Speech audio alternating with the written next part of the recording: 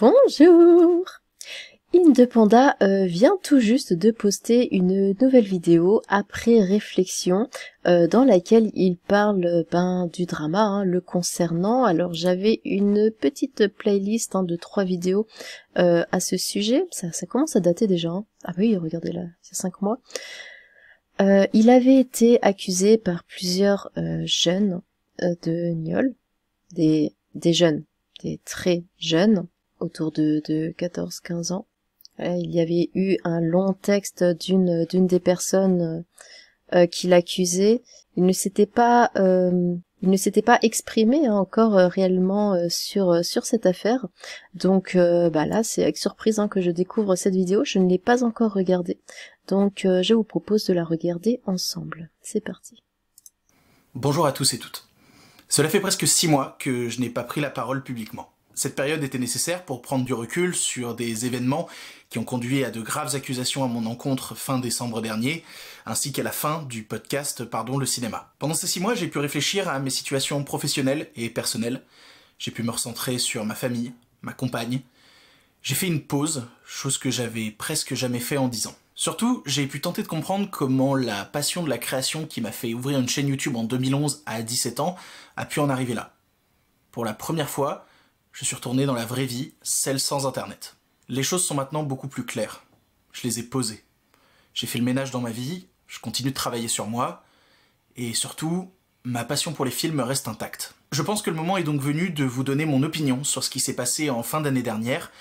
Bon, vous voyez, c'est très très classique, le format, très sobre, très ennuyeux, voilà, ils se mettent tous en scène de la même manière quand ils ont des excuses à faire publiques, voilà, un fond blanc, terne. c'est assez triste, et évidemment, ils disent tous la même chose, je travaille sur moi, ceci, cela, bon, bref. Parce que si cette chaîne existe et que j'ai pu y parler de cinéma pendant 10 ans, c'est grâce à vous. La situation ne commence pas en 2022, mais en 2012. Depuis cette époque, une personne avec qui j'ai eu une très brève relation avant de commencer ma carrière sur internet, il y a donc plus de 10 ans, revient régulièrement dans ma vie pour m'accuser par message. D'abord de l'avoir mise enceinte, puis en mentant sur le fait de m'avoir transmis une maladie, et d'autres choses encore. Elle me réécrivait à intervalles réguliers, soit pour m'accuser, soit me menacer, soit en me demandant de quitter ma compagne pour répondre à ses avances. C'était la première fois que ça m'arrivait, et j'ai pas su réagir. Je l'ai ignorée. Je n'ai pas réagi non plus lorsqu'elle m'a clairement menacé de salir ma réputation ou de mettre fin à ma chaîne YouTube. Je savais que j'avais rien à me reprocher, et je pensais que ça suffisait. Finalement, en 2016, cette personne a mis ses menaces à exécution en m'accusant publiquement sur Twitter de l'avoir violée. Je me suis retrouvé comme bloqué, sachant pas comment réagir. Comment prouver qu'on n'a pas commis un tel crime? Je considérais que j'étais pas si connu et que personne s'intéresserait à ce que je pourrais dire. J'ai finalement donné ma version dans un post Tumblr que je vous mets en description. Alors, je ne sais pas par où commencer. Quoi que je dise, j'ai l'impression que tous mes propos pourront être retournés contre moi. Et puis, on m'a donné 1001 conseils de milieux totalement différents, allant de ne rien faire à porter plainte avec une tonne d'avocats derrière moi. Sauf qu'aucune de ces deux actions ne me va. Quoi qu'il arrive, on me traitera de connard, qui se tait dans le silence parce qu'il est coupable soit de nanar, qui, je cite une amie féministe, niole une seconde fois sa victime en la traînant au tribunal, très bien. Alors je vais dire la vérité et à partir de là je n'aurai plus rien à dire. Je n'ai fait aucun des actes qui me sont reprochés, aucun. Puis j'ai continué ma vie en ignorant ces messages qui étaient désormais publics. De son côté, cette personne qui se fait appeler Sacha dans l'enquête de Numérama a continué ce qui s'apparente à une campagne de harcèlement à mon égard, d'abord seul puis avec son nouveau... Hop là, attendez. Continuer ce qui s'apparente à une campagne de harcèlement à mon... Alors, mini-critique Indepanda, Gérard May, chaque jour Indepanda débriefe les films de la sélection de Fantastic Arts et aujourd'hui il s'attaque au secret de Ok, très bien, Sacha, c'est cool de taffer avec un... Ah, d'accord, je vois. Mon égard, d'abord seul... Niol, alors brut officiel, c'est bien d'engager un nioleur, ouais. Puis avec son nouveau compagnon, contre moi... vous êtes au courant qu'Indepanda est un nioleur, ça va, on vous gêne pas? Et les médias qui... Et ouais, encore, toujours. Ah oui, ouais, c'est... très bien. M'employer jusqu'à provoquer mon éviction. À un moment où un média avec qui je travaillais a mis fin à mon contrat suite aux différents tweets dont je vous parlais à l'instant, j'ai décidé de porter plainte. J'ai réalisé en discutant avec des proches que la seule voie pour mettre en avant mes preuves, faire entendre ma version et éventuellement être réhabilité, c'était celle de la justice. J'ai réalisé que j'aurais dû le faire dès 2016 pour éviter que la situation n'en arrive à ce point. J'ai donc porté plainte il y a 1 an et il est étonnant que l'enquête de Numérama ne mentionne pas ce point. Il est aussi surprenant qu'ils aient pensé qu'une personne avec qui je suis en contentieux judiciaire, surtout pour diffamation, puisse témoigner sans aucune forme de réserve. C'est d'ailleurs pour cette raison que j'ai décidé de ne pas répondre à la journaliste. Les questions montraient que le papier avait un parti pris sur lequel elle ne reviendrait pas. Ah bah Numérama, question parti pris, ça y va fort. Une fois que cela est dit, de quoi m'accuse-t-on encore? D'avoir embrassé de force une jeune femme en septembre 2022 qui témoigne sous le pseudonyme d'Iris. Pour être clair, je dément formellement toutes les allégations qu'Iris a fait à mon encontre. Cette histoire a été montée en épingle par un ancien membre de Pardon le Cinéma, avec qui j'ai eu des contentieux professionnels et avec qui elle est amante. J'en profite pour dire que ces derniers mois m'ont permis de réfléchir au rapport malsain qui existe entre les membres de Pardon le Cinéma, qui mélange relations amicales, amoureuses, intimes, professionnelles et personnelles. Faut jamais faire ça. Si les choses avaient été mieux dessinées, nous n'en serions pas là. Et je leur souhaite aussi de réaliser les problèmes de fonctionnement du groupe. Pour en revenir à Iris, je ne veux pas faire d'interprétation sur la manière dont l'enquête a été menée. Mais je me demande quand même comment il peut être rapporté que nous nous sommes envoyés qu'un message le lendemain de notre embrassade et qu'ensuite nous ne nous sommes plus jamais parlé. C'est faux. Au mieux, on peut penser que la journaliste n'a pas eu accès à notre conversation. La loi m'empêche de dévoiler nos échanges Ah mais donc ils se sont quand même embrassés? privés, mais sachez que j'ai fait constater la totalité des messages par un huissier. Cette fois, j'ai tiré les leçons de ce qui s'est passé avec Sacha. Je ne laisserai pas une nouvelle fois la situation pourrir. J'ai donc décidé de porter plainte contre plusieurs personnes impliquées dans la propagation de ces rumeurs. Tout est maintenant entre les mains de la justice, et je me défendrai jusqu'au bout face à ce que je considère être une diffamation ignoble.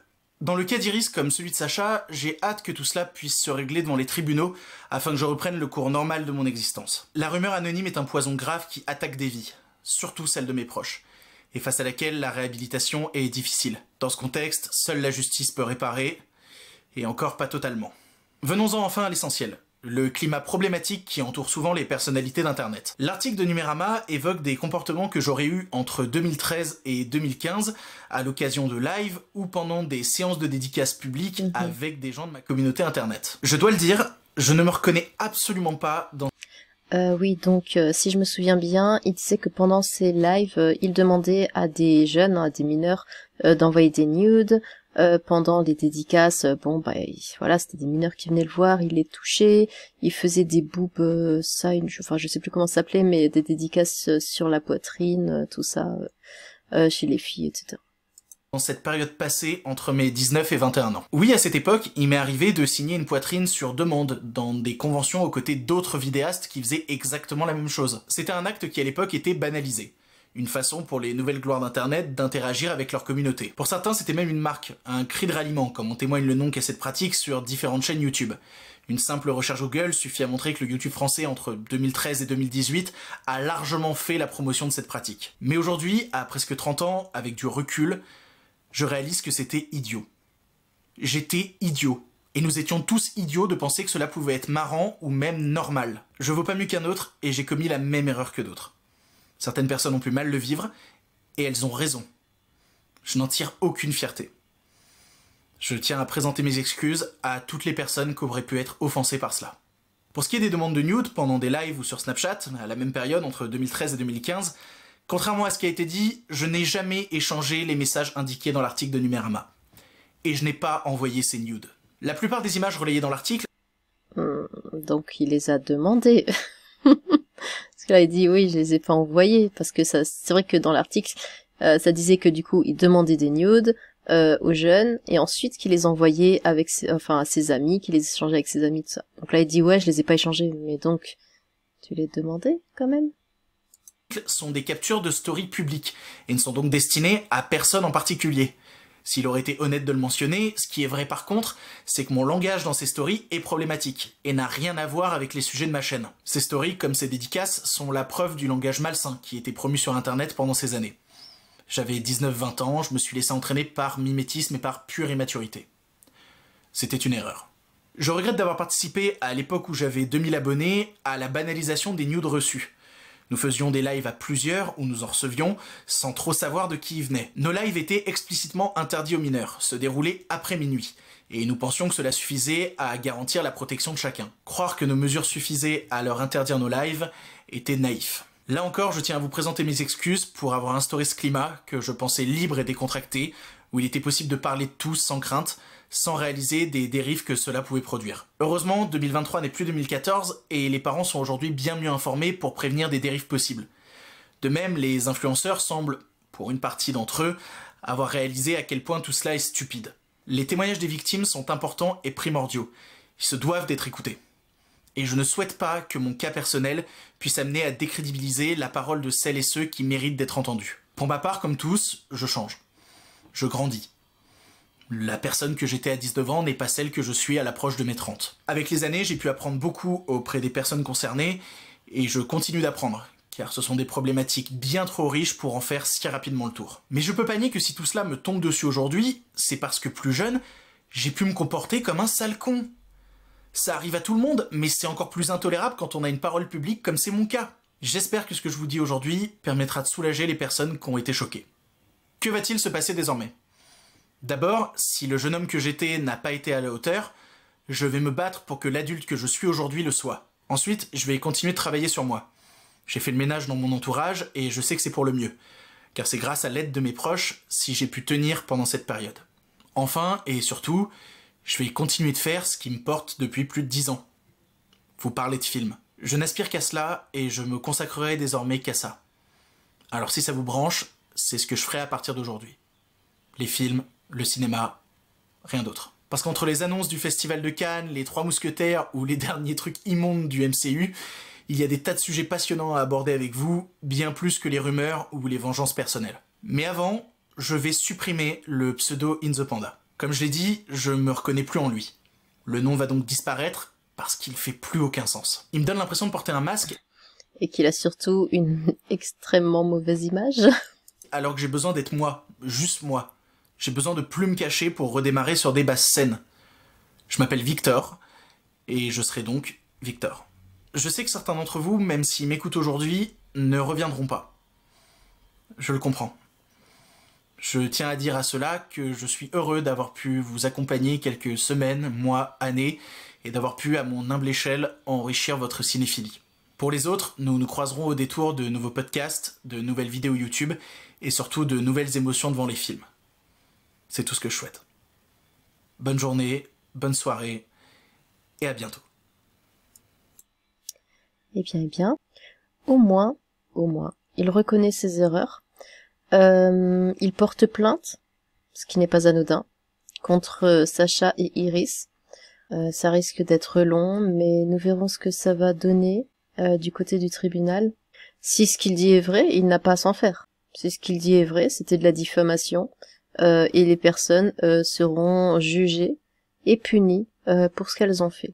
Après, pour les deux côtés, évidemment, un viol, ça ne se prouve pas, c'est extrêmement difficile, on peut pas prouver, la personne ne peut pas prouver qu'elle a été victime, lui ne peut pas prouver qu'il n'a pas été l'agresseur. Donc je pense que ça va surtout se jouer sur l'échange de messages et ce genre de choses, peut-être.